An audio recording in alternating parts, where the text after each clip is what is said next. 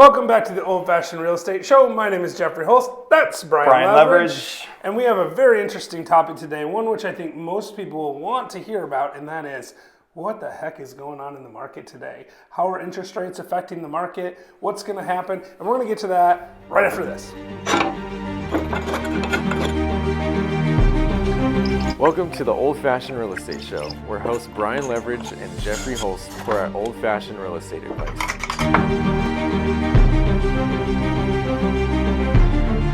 So, Brian. Yes, Jeff. Welcome back. It's been a while Good to since see we you filmed. too. What is that? That's water. I have to unexpectedly pick up my son, and We're getting rid of him. Get him off the show. Cameron, you need to sit in. Cameron's our camera guy, so if you guys ever need camera work, you can't hire him because he's too busy. He's busy all the time, but that's part of why we haven't filmed in a while, but the main reason is we're just lazy.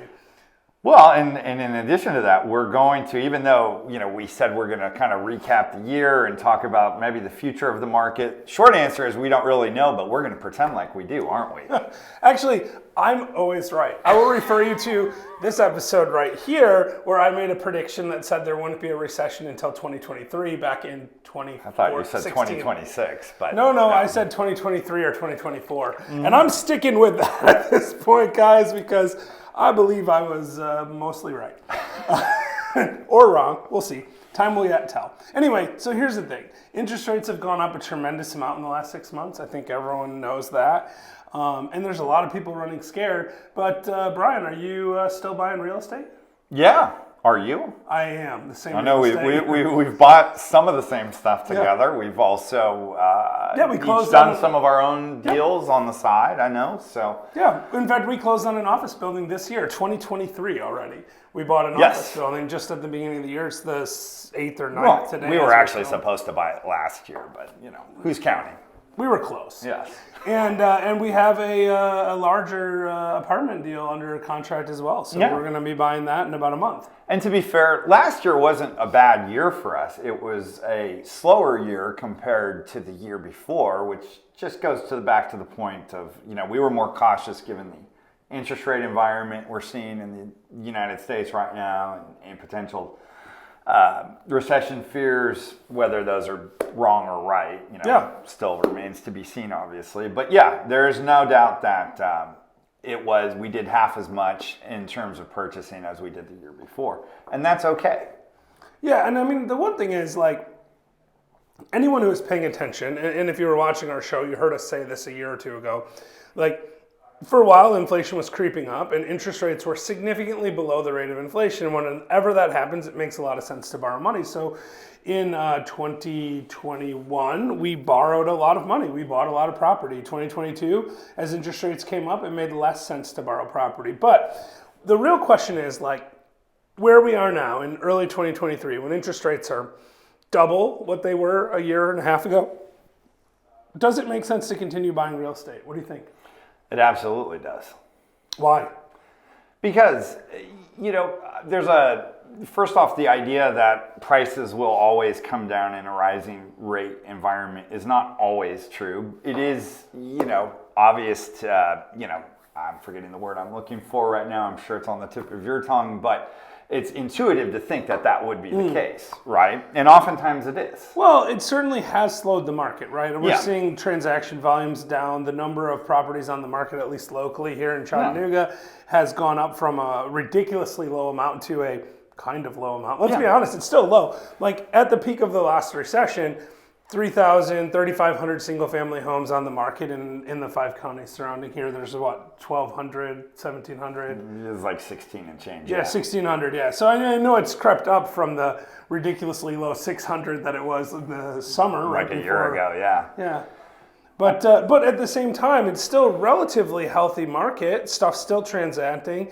Property values have slowed, but they haven't come down dramatically. Yeah. In fact, we've recently sold a couple of our condos. Actually, in the last half of the year, we sold 5 different condos, I believe. Yeah, I mean, one of the things I do is I build houses and I sell those on spec, meaning I take all the risk because I don't have an end buyer lined up. And I've continued to do that. And while it's true that the days on market has kind of drawn out longer than it was before, I still sold and was able to profit on those. Similarly, we flipped some properties in the last year. I'm flipping a couple right now myself, and I expect that, we'll do pretty well. It's important, I think, to look at what your business models are and evaluate how do you think those fit into things going forward. Yeah. So I think there's a couple of things to think about, right? When you're looking at rising interest rates and a potential recession, we continue to have inflation. Inflation has slowed some, but it hasn't gone away. And as a result of that, there's really still a big upward pressure on the market. Supplies, material costs, components, labor, all that stuff is still continuing to go up. And as replacement costs of units go up, it supports like a sort of a baseline point. So when you're looking at end buyers for like flipping or spec building, there's still a number that makes sense. And I think it's wise to be more conservative now. So the one thing to think about is like, what does that exit look like?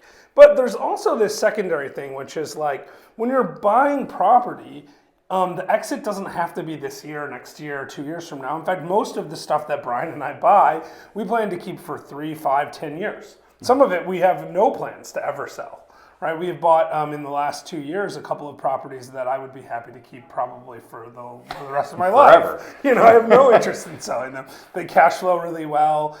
In those cases, we locked in really low rates for long periods of time. So they work really well. So when you're looking at those types of properties, your classic buy and hold properties, you need to look at like 3 things. And I've always said it's really easy to time the real estate market.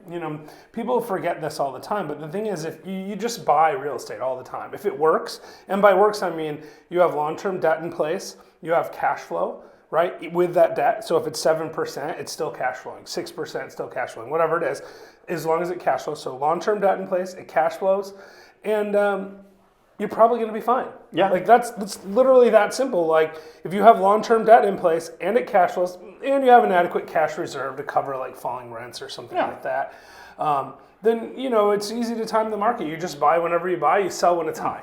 Right? I think the people that'll be adversely impacted are the ones that bought late in the cycle and use some kind of mezzanine or bridge financing with the idea that they're paying a premium for the properties they got into, and they said, "Oh, no problem, we'll push up rents and we'll just refinance." Yeah, so bridge, in bridge 18 lenders. to 36 months, etc. When those typically mature, and then we'll go ahead and just give everybody their equity back. That's not going to happen really anymore. Yeah, I mean, so there's definitely some people that might be at risk, because if your strategy was, I'm going to have this short-term loan product in place, or I'm going to flip or build on spec, and you made unrealistic projections of what your exit was, and by exit I mean either that sale or that refinance point in the future, it could be a real problem for you.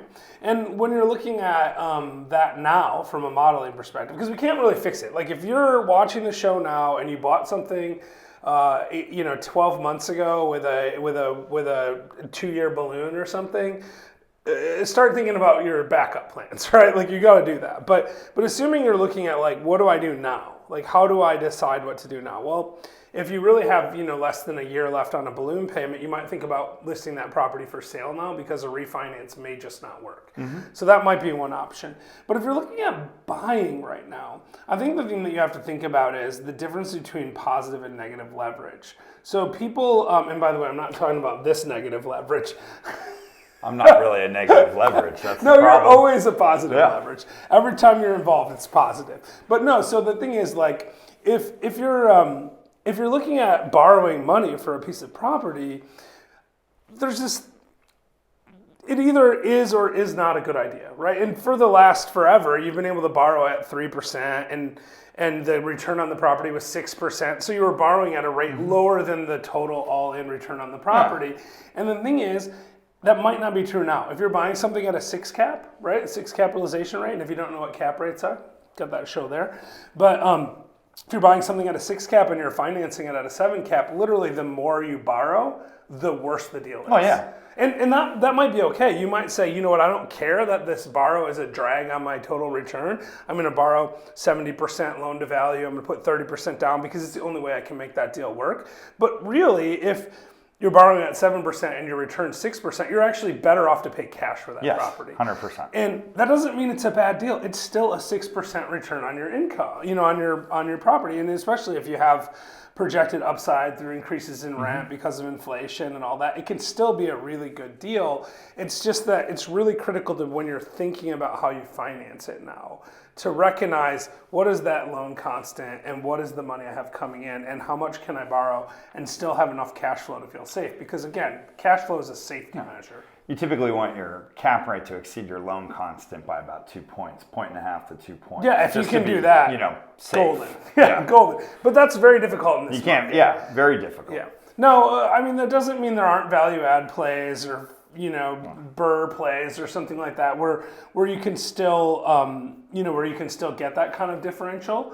But those are harder to get because what's happened is prices have gone up and interest rates have gone up at the same time. And when that happens, that compresses your margin dramatically for financed properties. So what do you think? Anything else that we need to share? I think you just need to be conservative. You need to look, I think really a return to fundamentals that sometimes get lost in the top part of the real estate cycle where, people kind of look at everything and think they can't go wrong because rates are low and everything else.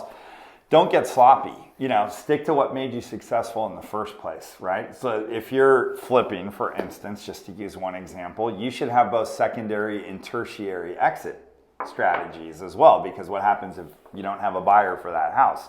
Well, you're going to either need to look at renting it out or perhaps discounting and selling to an investor or maybe a lease option of some sort. All differing options that offer a reduced ROI, but nonetheless still preserve some safety for you in that investment vehicle. Yeah, or you have to be prepared to wait it out, right? Yeah, if you can, exactly. If you can and rent then it time, out. Don't over leverage now. Keep additional capital beyond what you probably think is enough on hand as well, just to ride things out. So if I was giving tips to people right now, it would be make sure you have cash flow, don't over leverage, consider buying for cash. It might be the best strategy. And, keep buying real estate because if it works, it works. And in the long run, real estate's where it's at. It's really easy to get overconfident in an up market and over pessimistic in a down market, and both are mistakes. Yeah. I mean, and the one thing, and this is not, a little bit tangential to what we're talking about, though, is even with all this inflation, we've still seen, at least where we're at, tremendous rent growth. So it's not all for nothing. I think you're just seeing your borrowing costs kind of catch up to all that growth. Well, that's right. In the last couple of years, you've had inflation, 7, 8, 10% inflation, and interest rates. Frankly, if you want a healthy economy, interest rates should exceed the rate of inflation, not the other way around. Yeah. Because otherwise you encourage people to borrow money forever. It's like they're giving money away for free, and that's what they've been doing for the last couple of years. So hopefully, like us, you borrowed a lot of money a couple of years ago, but now it's time to reevaluate, kind of pivot, and find the place in the market that makes. There's tons of opportunity out there. We didn't even scratch the surface on things like assumable mortgages and stuff like that. But there's a lot of options in the market, and it's just about getting creative and being confident in what you're doing. So with that, Brian, why don't you take us out? Until next time. That's a weak takeout, but I'll take it.